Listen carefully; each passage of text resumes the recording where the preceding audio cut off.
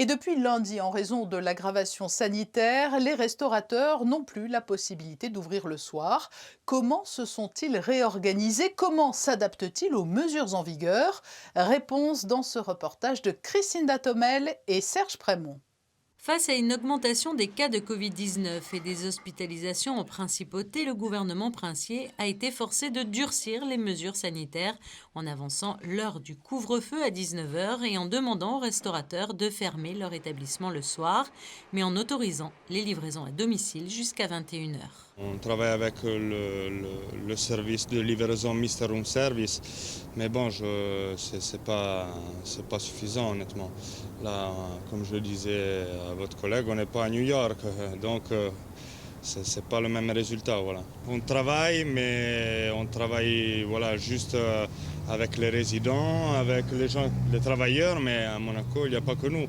Il y a plus de 100 restaurants et donc vous imaginez bien que ce n'est pas facile. Voilà. Depuis lundi donc, les restaurants restent ouverts pour le service du midi uniquement en ayant le droit de servir seulement les salariés et les résidents monégasques. Des nouvelles mesures contraignantes mais salvatrices. Ça se passe, c'est un petit peu plus compliqué.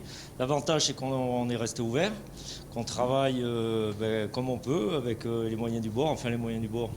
Ça nous permet de toucher toujours notre clientèle habituée. Et par contre, c'est un peu plus difficile avec les gens des alentours où ils ne pourront pas venir manger. C'est sur réservation essentiellement, donc déjà on fait une première approche par le téléphone. Et après, c'est vrai que quand ils arrivent, on est obligé de demander la carte soit de séjour, la carte d'identité ou le permis de travail. Comment réagit la clientèle?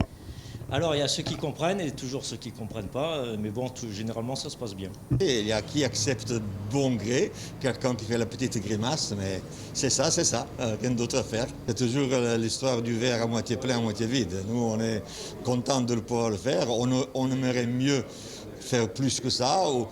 Ce que je pense que peut-être serait envisageable, ce serait de ne pas être trop limité dans la fermeture de 14h30. Si on pouvait travailler surtout le week-end, une heure en plus l'après-midi, parce qu'il y a des gens qui reportent leur sortie au restaurant du soir, ils le font à midi. En ce début de semaine, 13 nouveaux cas positifs ont été enregistrés à Monaco, 26 personnes sont prises en charge au centre hospitalier Princesse Grace et 116 personnes sont suivies à domicile. Le bilan sanitaire de la principauté s'élève donc à 1070 personnes touchées par le coronavirus depuis le début de la crise sanitaire.